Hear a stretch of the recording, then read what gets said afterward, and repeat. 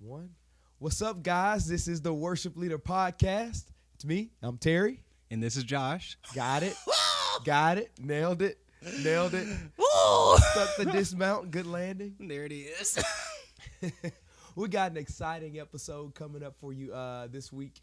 But first, it's been a while since we kind of talked and stuff, so I figured we'd get caught up. How's it been? It has been good. We went on family vacay, went to the beach, stayed in the Airbnb. It was great. That's the way to do it. Yeah. That's the way to do it, y'all. Airbnbs they're great. Like we have one right down the street from us. We know the guy. He rents it out as an Airbnb. It's nice. He's got it fixed up nice, and It's like, way better than a hotel. You get It a way is. better experience. and then like if you're going with like a group or just if you can just kind of somehow fit stuff together, it's actually oh really, yeah, really Airbnb cheap. is the it is. It's the way to go. It is the way to go. Like we go with Trisha's family Mm-hmm. to Colorado, and it's not. I don't think there's other sites like Mhm. Airbnb, and we use that when we go, and it's a ton of people can fit, like, because there's beds everywhere, and Literally. when you add, well, it's like 3 or 4 families because the Mhm. place is so big, and once you add 3 or 4 families paying toward the place to stay, it's cheap. It's Yeah. super cheap, and you can get up there To fairly stay cheap. the whole week. Yeah, And So then you cheap. can cook, make leftovers. Oh, You yeah. don't have to worry about don't anything. have to worry about any of that, and it's more home feeling. Sometimes at Yeah. the hotels, it's really hotel-y. Even if you Mhm. get like a what is it, the suites? Oh, yeah. Yeah, even if you get a suite, it's kind of like it. you still know you're in a hotel. Yeah, you know you're in a hotel, and it's unless you're spending a whole lot of money, you get your own stove and all that stuff. But you Mhm. might as well do Airbnb for that. Basically. And so, if y'all are wondering why I sound like Fraggle Rock right now, that's because it's been a busy week. Well, first of all, I've been congested, and on top of that, this weekend, in the past 3 days, I've had a conference, a men's conference, and so I've sang 4 times in the last 3 days. I just came from a wedding. That's why I got on not a wedding, a funeral. I just came from a funeral, and that's why I got this on. But I'm from the ankles down. I'm fraudulent because I had to put on some more. I had to put on some more shoes. I couldn't wear the dress shoes. But yeah. So and it was a men's conference, and so there's a ton of men, and so some of the services we had some ladies there, but it wasn't like. Well, the last service we had just a regular team, but before that, it was all men, and then there was men and 2 ladies, so it can get real man heavy. Mhm. So me and Tim, we sang alto a lot, and Holding it down. that because sometimes you gotta scream and then no in ears, so Mm-hmm. monitors and Oh, it's a whole thing. So I just screamed loud enough so I was my own monitor, so I could hear myself. And just make sure But- that you were. Yeah, in all of that, I lost my voice, and I'm congested on top of it, so it's rough. And those, I used to think I was talking to some of the singers, and I used to think this was gross until I tried it. Have you heard of the neti pot? Like you tilt your head, Oh, pour, yeah. and the water drains through your sinuses Mhm. and out the other nose. Mhm. I was like, ooh, what is that? I tried it within the last few days, and it is amazing. Really? Like I think I go just ahead. never really like went through with it because I was just like, I'm gonna mess this up. I'm gonna mess it up, and it's gonna be a hot mess, and it's just. I did. I think I may have tilted too much one way or the other, and I think for a little while I had a little pressure in my ear. Some of it may have gotten in my ear, but I feel fine now. But Kara was telling me that the bottle, like the squeeze bottle, is better because Yeah. you don't have that tilting, and You with the chances of it getting into other cavities, And you trying just your use best the trying to- force. If I go at this angle. If you use the force, it just goes where it goes. So that was cool, and I think I'm probably just gonna do that once a week just for maintenance now. Once this congestion is over, Mhm. I'm just gonna do it once a week just for maintenance, just to do it because I enjoyed it so much. I mean, I guess it's been a good week. Oh yeah. Been a good week. Busy. Oh Yes. man, life. Yes. Like clothes, Clothes. dishes. Y'all. Clothes it. Y'all. It's a thing. Y'all. Especially when you got kids, man. Clothes and dishes. Oh my god. Oh man, and life is like You there's wash them just- and it's just like it's not even. It's like you didn't even wash. like clothes. like why even do it? I mean, I know why I do it, but it's like my goodness. And then it's like toys. They're always everywhere. Toys this are point, always. It's like you put the toys away and it's just like it's pointless because 12 hours later they're going to either be in the exact same spot or have multiplied somehow. You didn't buy anything, but you got more toys Oh somehow. yeah. Oh, Like- definitely. It is crazy. Like the amount of cleanup that's required for especially toddlers. A Man. small It- person Yeah, for a small that doesn't person. own anything. Not even the shirt on their back. Literally. Oh, Like- man, it's been rough. It's been a rough week. It's been a busy week. If y'all can't tell, it's been a busy week. But moving on, we're gonna get into this first. Like I said, I sound like Fraggle Rock right now. I feel like a Muppet baby or something. But we're gonna get into this first one, and we're doing one gotta go. And so the one gotta go is foods, of course, because we love food. Like, So it's soul food, Italian food, Mexican food, and Chinese food. So I'll go with my first one off the board. My first one off the board is gonna be soul food. Soul food is my first one off the board. Why? that hit me. This it depends. Well, do you consider like smoked meat like ribs and brisket? I'll throw Do it you in there. consider- I'll consider it. Definitely. First off the board, soul food without a doubt. The smoked brisket, you got fried chicken, you got mac and cheese. Oh man, cabbage greens, cornbread. Oh yeah, that's definitely my first off without a doubt, my first off the board. Oh gosh, I should be more prepared than that. Okay, I'm gonna say Chinese. Chinese? Okay. And my I'm reason not for mad at that that. is I love rice and I love sauces. And normally when I go to a Chinese place, I'm going to get both of those somehow. And Yeah. so it's just like Chinese. It's got to stay. It's got gotta- to. you It's got can't- to. it's You got can't. to. It can't be. It Yeah, can't be removed. can't. Can't be. My second one off the board is Chinese food because oh man, I love Chinese food. You give me any kind of that chicken with the Mm-hmm. Chinese sauce, just the general anything. sauce or the bourbon chicken or whatever. Oh man, that is with rice or the noodles. Man, I love. Oh yeah, the noodles. I actually tried the noodles for the first time in a while the other day, and Yeah. I was just like, "This is a This good is good. decision." Like the lo mein and the chow mein. It's a good time. It's a great It's a good time, y'all. good times to be had with that. And that's got to be my second one is Chinese food. I love it to death. I will go to China Bull ever since the freeze. Y'all, China Bowl. China Bowl. Shout out to them because Shout out to China Bull. Shout out to them. Everybody that watches this podcast is not from here, but there's a place called China Bull here, and they're general. I call it. Some people say Taos, some people say sauce, like the T sauce. I don't know what it is. but Whatever the TSO, general whatever it TSO is. chicken. Oh man, it is to die for. Like my it's, I gosh. love it. I love it. So Chinese would definitely be my second one. Mm-hmm. You know what? Soul food got it. I got to Soul keep food for the second. because it's something about like when you eat something that's questionably unhealthy, and then like you just gotta if it makes you gotta just sit back and rest a while, it's good food. And if it sit for a while, how it turns like Oh. the jelly. Yes, you gotta yes, rewarm it up. Cause Yeah. oh man, it's soul food. Oh, I love it. Anything that tastes better the second day is worth keeping. And That's the way I mac feel and about cheese, it. Reheat mac. Oh man, reheat mac and cheese. Y'all. It's great. Y'all. Oh, soul food. Oh my gosh. I love it. I love it. It's a good time. My third one, and then after this, you'll know what my gotta go is. And I already know what yours. I know. I think I know what yours, and I don't. You think probably they're do. the same.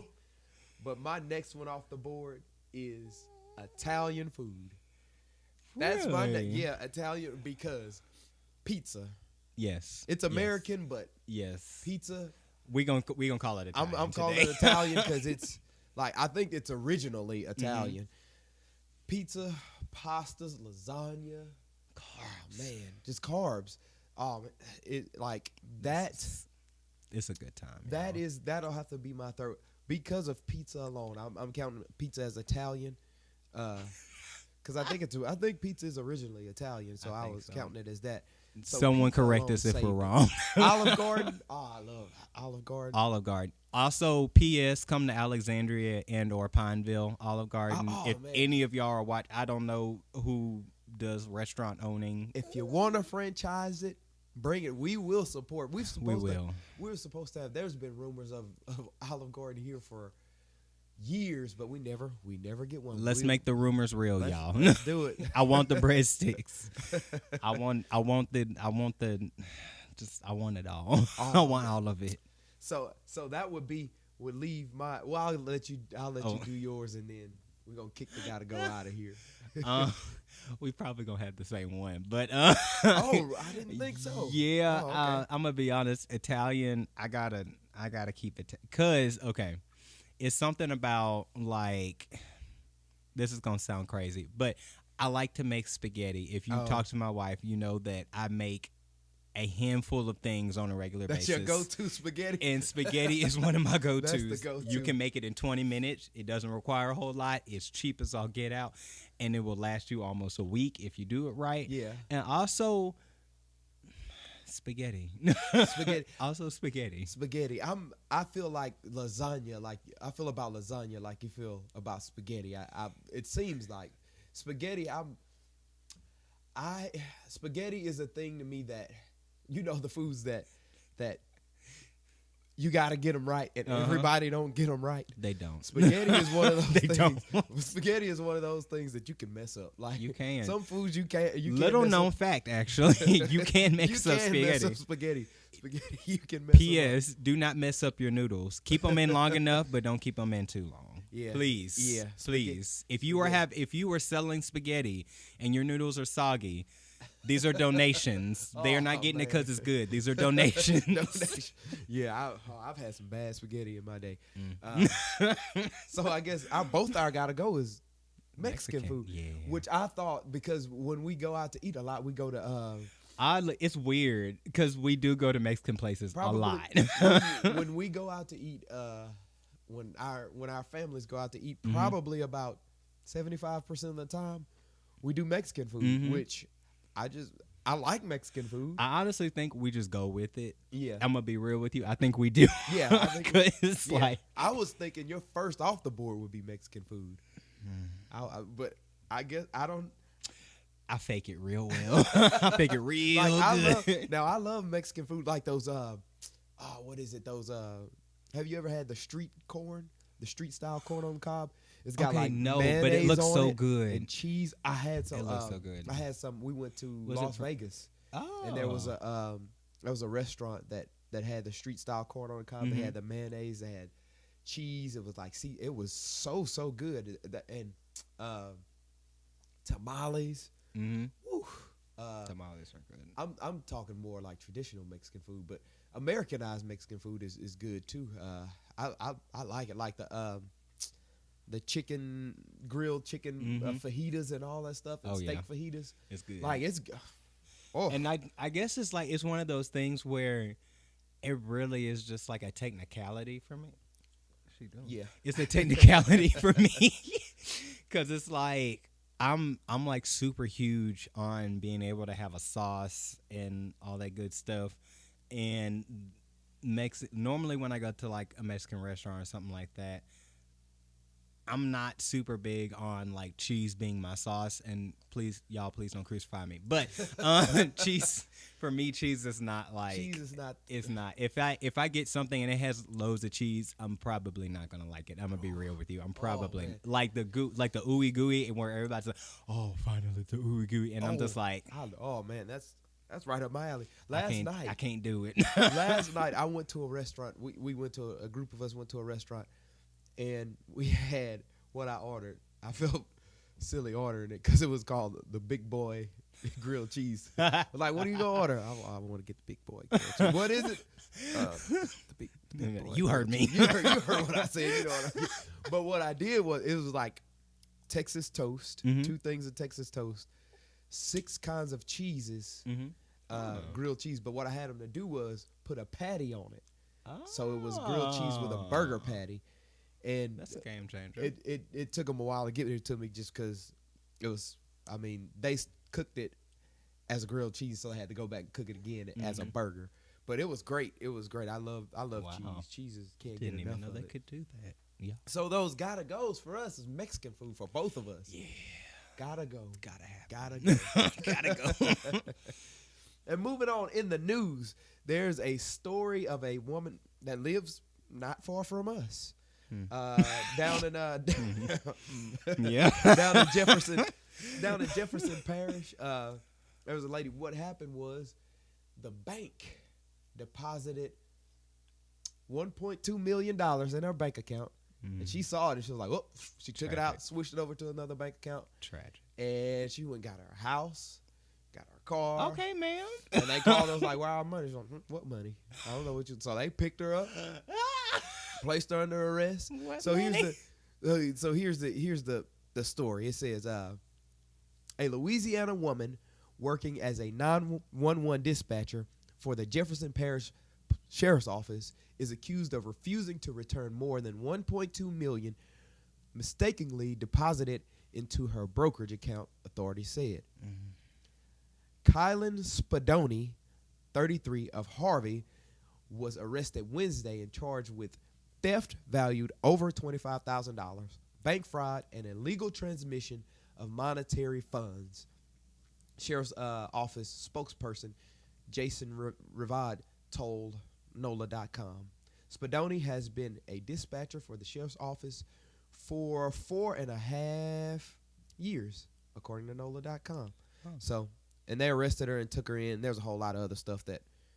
I guess she was just Just like, not I'm gonna tired read. of working. So I'm that, tired. yeah, she was like, I'm tired of working. tired. So that brings up the question, like, well, not a question, but I was watching one of the news channels, and an analyst said that that may have been a wrongful arrest because the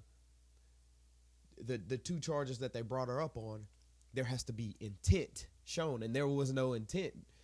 The office, you know, the whoever it was, the bank, they were in the wrong, and they deposited, and she took the money out, of course, but she didn't do anything to receive the money, anything illegal. She did. And she didn't do anything illegal to actually for the whatever the 2 charges were. So he said there's a chance that those charges could be dropped. So I don't know. So I could see that. So now here's the question: $1.2 million dropped into Mr. Joshua Sykes' bank account tomorrow. You see it. Bing. $1.2 million. What? And I do get the notification, so I would know.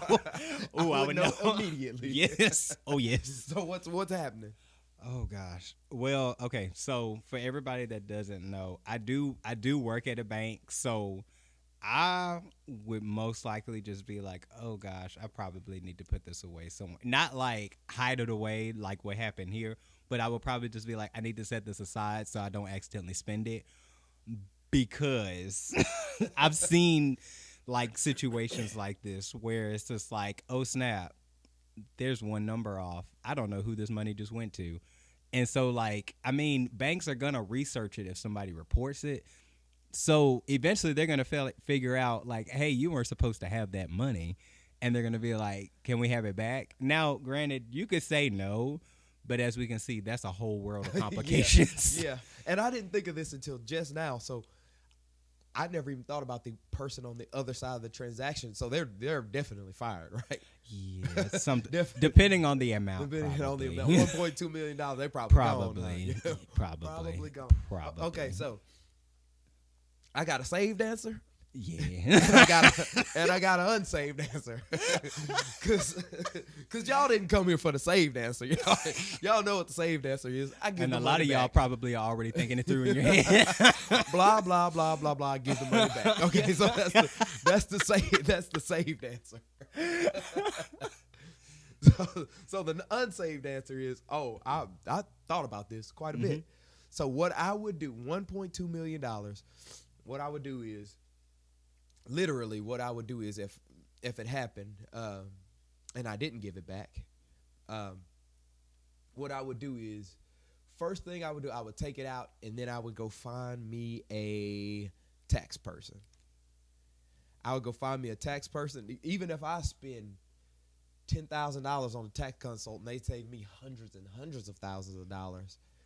These are the things you got to think about. I'm in the up. I'm up already because the IRS is coming for you. they coming. They are coming.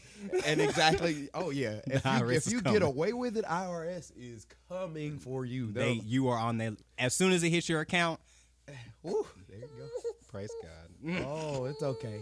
I dropped she the was ball going on to that sleep. one. I dropped the ball on that one. Yeah, as soon as it hits your account, they know. Yeah, they coming for you. And the thing is, so what I would do is I would set up me an LLC, and I would save about, I'd say 50%, just because I know the IRS is coming no matter what. They are. And I'd start me an LLC, and I'd get as many tax deductible assets as I can. So I'm buying things that will make me money and not be able to pay and not have to pay taxes on it. So as much as I can stash away, if that tax person can save me 100% of that $1 million from the IRS, that's what I'm doing. I'm putting it all away. Nope. One thing that we're gonna rewind that because that's not what's happening. One thing that I would splurge on, I'm gonna get me a nice car. I'm gonna get that Tesla. Oh man, that Tesla truck. Oh, it's mine. Oh, it's gonna be obnoxious. Well, obnoxious. I'd save all the money. I'd save all that money and stuff. But you would be driving a Tesla. Oh, it would be all black. I'd have like it's already Knight done, Rider. I would turn it into David Hasselhoff. Like I would start wearing Hawaiian shirts, collar pop. Like I'd be Knight Rider in my Tesla truck. I would be David Hasselhoff. I'm telling you. Oh man, it's crazy. But if I ever, that's what I would do. I'd stash it away and I'd save it. But if I ever came into like a ton of money, like if Publishers Clearinghouse knocked on my door and I was like, "You just won $500 million," my vehicle, you could probably pull me to the side. You'd be like, "Look, Terry, I understand, but you have to tone it down on this vehicle. It's gonna be obnoxious." I'm pulling up to church in a spaceship. Oh my God! I'm telling you, I'm going to buy me a UFO. I'm telling you, if it ever happens, just know that vehicle's gonna be. So if you see Terry nice. pull up in something extravagant, you know what happened. If I come floating by your house, hit that abduction button, the reverse abduction button, lower myself out with the light. You ready to go? Boop. You already know. You already know. He what came happened. into some money. You don't have to guess where he came into some money. Yeah, I came into some Don't money. ask no questions though.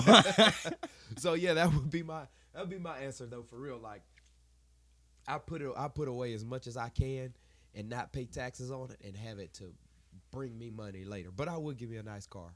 I would definitely. I'd get that Tesla truck. If nothing else. If nothing else, I'd get that. So that's what I would do. And Miss Spadoni, if you're watching, this is not legal advice, but you might want to think about that. This is not legal advice. Just a disclaimer. Just a disclaimer. I am not a legal tax expert. Yes, there it is. Yeah, so moving on right along, we're gonna move to the worship leader portion of this podcast, and what we want to talk about is finding balance in worship leading. And so this comes from a post I saw on social media one time. It was talking about somebody they went to a church, and they saw at the church what they observed was I guess they what they observed they felt like was less spiritual and more work driven or more driven production driven, not production as in a performance, but like producing as people high, I guess high production value. Yeah. Was I guess they felt that was more the center than than God than God being. Of course God was there and everything, but I guess the thing was untilted in their eyes, which caused me to start thinking that like where's that balance like of like the spiritual aspect and the aspect that's of course I call it non-spiritual because I mean it's not that it's I guess non-spiritual, the spiritual aspect and the non-spiritual aspect, the other stuff. Well, the other stuff, all the other stuff. Where is that? Where do you find that balance? Where is the line? How do you tread in that? And as a worship leader, I would say both are absolutely necessary. I think a lot of the times as Christians, sometimes it's easy for us to get into the mindset that on not just worship leading, but on things in general that we get into one or the other situations in a world where we can have both. A lot of times we think, it's got to be one way or the other when it doesn't, when we can have both and thrive in both and both can be great. And for the spiritual side, definitely we touched on this a couple of episodes ago, talking about getting your time with God before. Like that's the most important thing over anything. Like making sure you have had time with God and you've spent time with God before you go up and you lead worship, because that's what it all streams down for. And anytime I'm just monologuing right now. Anytime you want to jump in, just jump in, because I'm just talking. No, this is good. I'm just talking. And that's the most important thing, because from that all the other things flow. And I think that's really really important. And a lot of the spiritual aspect, you can say it, but it all boils down to getting in God's presence and being with God and being in your word and stuff. And it's nothing in us, so there's nothing we can do in that except connect with God, whether it be through the word, and he does the rest. He does the spiritual. But I also feel like, which we had a little text conversation about it. We were talking back and forth, and a couple of things that we said, like one of the things that I said, like, is we need to be careful not to only lean on, because sometimes we can say all we need is, which all we do need is Jesus. That's true. All we need is him. But one of the things is, I know God expects us to follow the cloud by day, but I also feel like he expects us, when his spirit is moving, he expects us to be able to adequately gather the people together and to move after the cloud and to follow it. And that takes a bit of know-how from us to be able to gather hearts and gather minds and say, okay, we've been in this place. I'm listening to the Spirit. I know where the Spirit is going. Let's gather all of the people, because the Spirit is moving this way. It's time to transition. So we need to have things. We need to be able to do that. So we need to have words to say to get people shifting. We need to have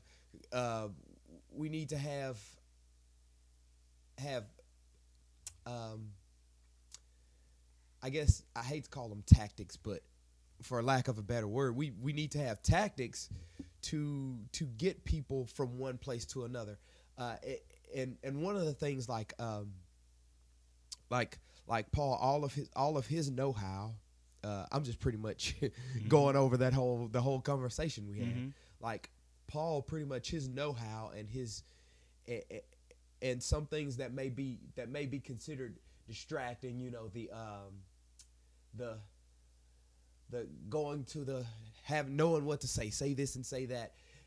That could be considered a distraction from the Spirit.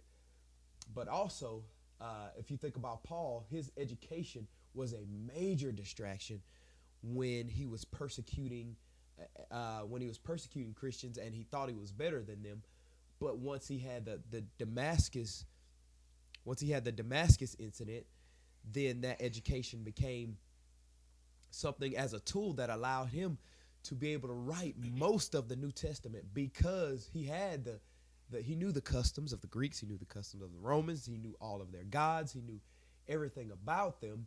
He was able to use that same thing that may have been distracting, or may have been, oh, we don't need this edge, all we need is the Spirit, we don't need to pursue these things.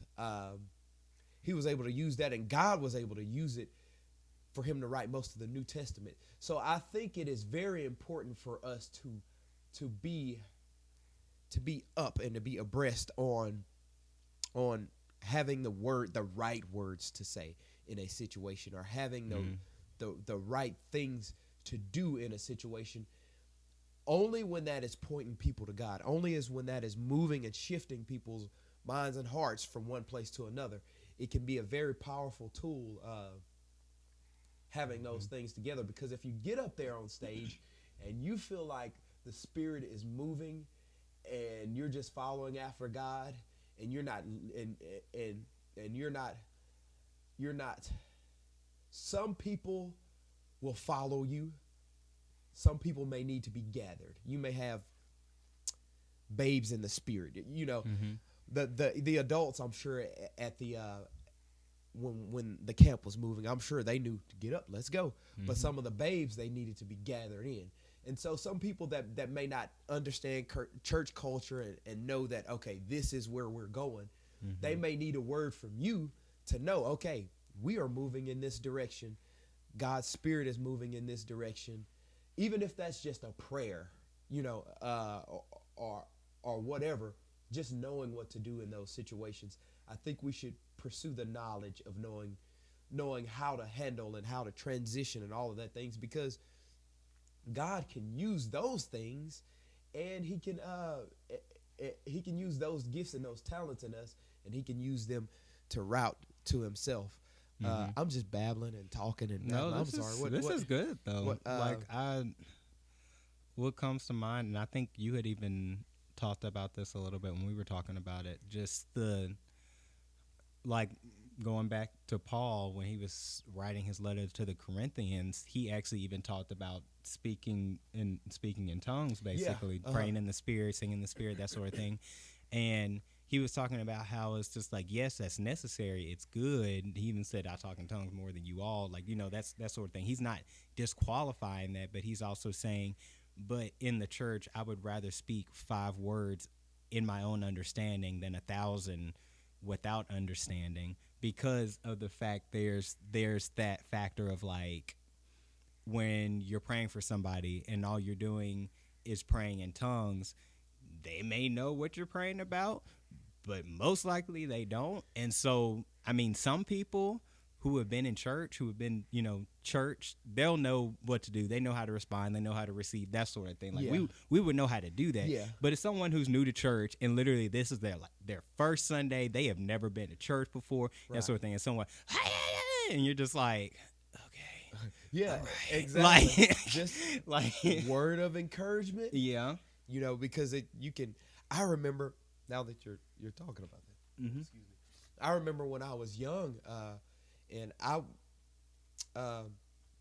just the Spirit and praying in the Spirit, that hasn't been always something that I was around and knew about. So when I was younger, you know, I was at the altar, and it had some older ladies. They were older ladies, and they were praying for me, and they were doing the whole, you know, woo and whatever, and I was there and I was there for, it might have been 2 minutes, but it felt like I was there for an hour with my hands lifted praying, because I'm a young kid, you know, whatever. And I started crying. And I was, that brought it on more. And the whole reason I'm like, no, I don't want to be here right now. I'm just crying. My brain's somewhere else. I don't understand what's going on. And I remember having these thoughts when somebody was working to pray me through, you know, and I remember having those thoughts, and I still remember it to this day. And I think in that moment, just somebody not taking things for granted, stopping, noticing, okay, this is a young guy. Maybe let me talk to him first. Let me say some English to him first. Let me explain some things to him first. And not expect me just to jump in with the flow and just go with it, because I was nowhere near it. Because you didn't even know what the flow was. Didn't even know what the flow was. And I'm pretty sure it was a very powerful move of God. I'm pretty sure a lot of people were in that flow. But as for me in my house, I was not. I was on the outside of the camp somewhere, like, what is going on? I don't want to be here. Why are we all moving? What's happening, y'all? What's happening, y'all? Like, and it was not a good experience. It just wasn't a good experience. And to someone that's been in this a very long time, they would have been like, oh, that was a great experience. That young man, he's gonna that touch is gonna be with him the rest of his life. And it is with me the rest of my life, but it's trauma and not a good experience. And that's why we gotta have balance. We gotta have balance. Because also, to add to that, I'm on staff with the junior high class, and I have been on both ends of seeing where, especially during the worship portion, if you don't give them some form of guidance, some of them will get with it because they already know what to do, but a lot of them need some coaching, they need some teaching, they need something to know, like, oh, this is the point where we're supposed to raise our hands, this is what we're supposed to clap at, this point we're supposed to respond. Because again, like, if you're not churched, or you just don't know, or you don't understand when stuff is happening, you're just kind of just like, well, what do I do with it? Like, right. And it's just like, you could want to do it, but then, like, if you don't know what to do, right, exactly. And that's when I was was leading worship with the bus routes a whole lot. There came another instance where, like, there was a point in time, a season, where I would get up and I would do I would be heavy on the instruction before, and then I had a lady approach me afterwards. She was like, let's talk it more worship. And the whole time I was like, this was a lady that was church. This wasn't was somebody that had been going to church and all of that. And I was thinking, like, look at these kids. Like, they if you don't tell them, if like, you don't tell them, they don't know. Like, I could sing and I could, and they will feel the presence of God, and they will lock up. Like, they would not know what to do. And if you don't have the instruction to tell you, okay, don't lock up. Lift your hands. That means, and actually, surrender to God. I'm glad that you brought that up, because also it's like, when it comes to church stuff, we are going to deal, like, the presence of God is not a familiar thing to everybody. Right, exactly. Yes. Right, exactly. And those kids, and even adults, like, they'd lock up, and I don't know if it was just them wanting to be reverent, or I don't know if it was just them not understanding, so they just shut everything off and, like, I don't want to feel anything. I know something's going on. I'm just going to hunker down. So they would need, okay, lift your hands. That means I surrender to God. Speak to him, like, talk to him. Tell him you love him. Get something in your brain and communicate with him. And so I spent a lot of time doing that, more time doing that than worshiping. But that was in an effort to make the worship time a little more quality than quantity. You know, you could have a ton of quantity with a bunch of locked up people that don't know what they're doing, and you're feeling the spirit up there, and you're like, woo, and you look out at them, they're like, or you can spend some time cultivating and using things, that the things that God's allowed you to learn for Him, Yeah. and maybe see things go in a different direction. So I've been in that a lot, because that's in the trenches. When you're with a lot of people that aren't church, they just kind of come to church. They don't know church culture. They don't know, and I've been in that kind of environment for a long time, and in those environments, it is key.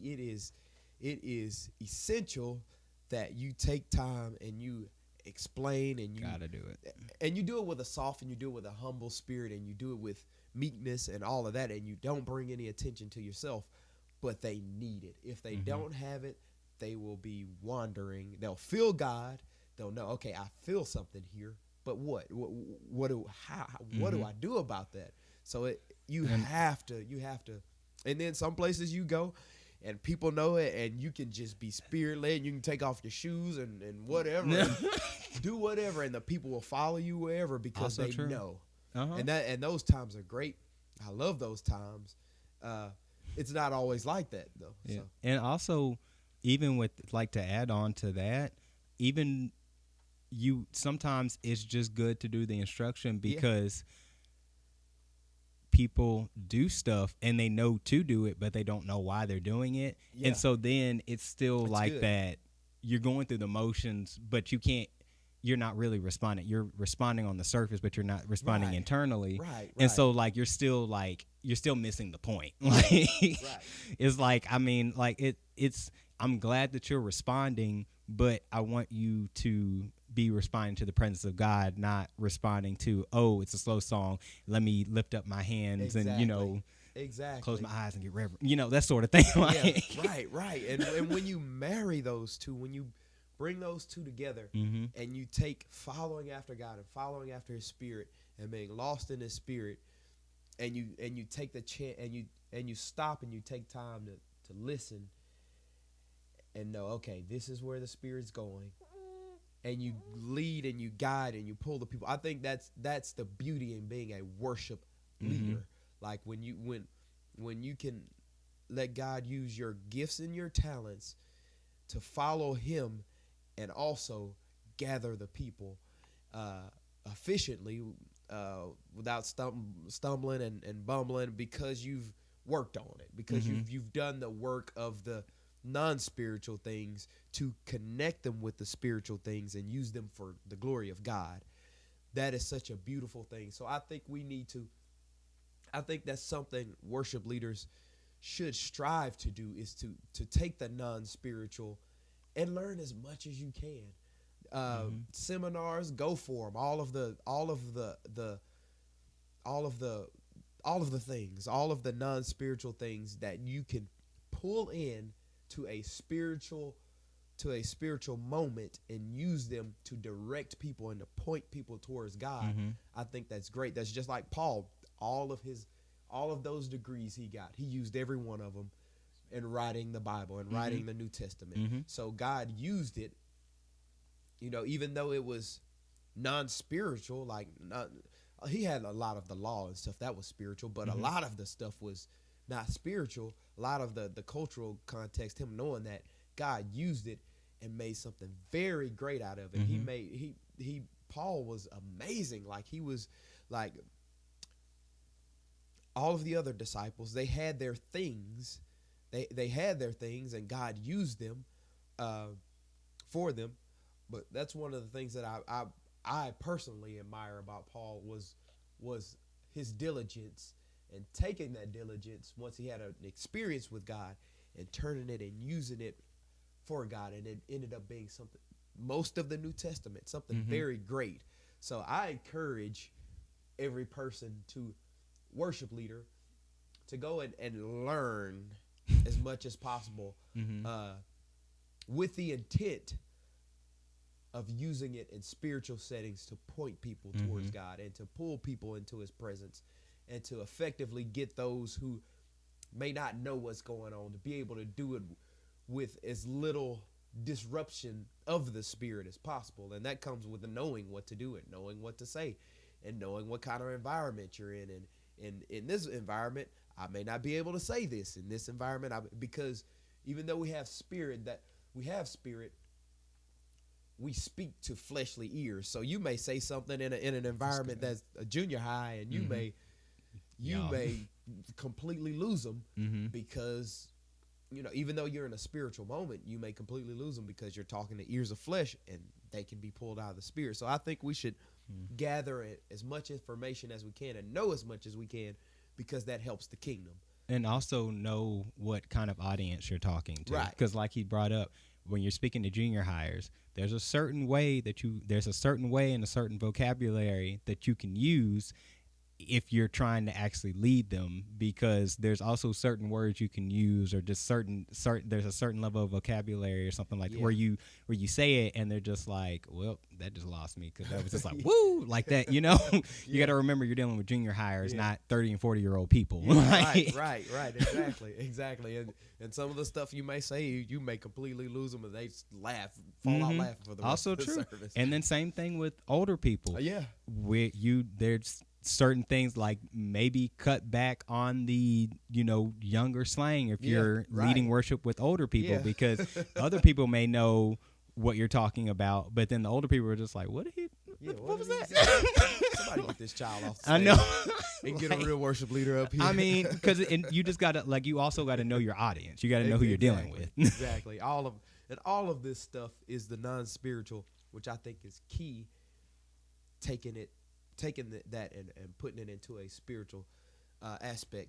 And I think that's about it for this episode. I mean, unless you had something you wanted to add. I guess, one more thing I wanted to add was just the understanding as worship leaders, and I'm still learning this myself, as far as with worship leading, it's two-dimensional. It's vertical with connecting with God, but it's horizontal in connecting with people. And you have to keep that. You have to keep that mindset, and to hold on to both of them is to. But if you gotta let one go, I mean, be with God. God's gonna gonna be with you, and he'll use a dull tool, and he'll use a sharp tool. It's good to sharpen yourself and have God to use a sharp tool. But if you have to pick one or the other, let God use a dull tool, He'll work through you. He'll work it out. He can work through a donkey and a rooster, whatever. He can work through any one of us. But the two-dimensional thing, like you said, it is that's the beauty of worship leading, connecting with the people and connecting with God, and pulling those two things together, and bringing the masses, even if the masses is 2 or 3, bringing the masses to Him collectively. It's a beautiful thing. It's why God called us as a worship leader. If he just wanted singers, he would have just, the Levites would have been only singers, but they had other things that they did besides just sing. So it's a beautiful, amazing thing that we're called to, and I think it's great to do it at a high level and to connect those two worlds. All you? I think that's all you got. All right. Well, we thank you guys for tuning in. Like always, hit the like button, share it with somebody that you may know. This was a heavy worship leader episode. It was really geared toward the worship leader. So if you know any worship leaders out there that you can share this with, this is some good information that we have for you guys, and so we ask that you hit that like button, share, subscribe, and if you have any input, feel free to leave comments. If you're watching on YouTube or Facebook, feel free to drop a comment, drop a story, experience, that sort of thing. That's great. Your experiences, that's great. Your stories, we love hearing that. It's great. I hear a lot of things from people, like verbally, and that's good. That's great. If you're not locally in this area, and you're somewhere in another part of this country or in another part of this world, because we have people that listen from different places. So if you have any comments, you want to tell us anything, any suggestions, just let us know. Leave it in the comments, Facebook, YouTube. Leave it in the comments, and we definitely enjoy it. It's been great getting with you guys, and we love it. And we'll see you at another time. Peace. Deuces.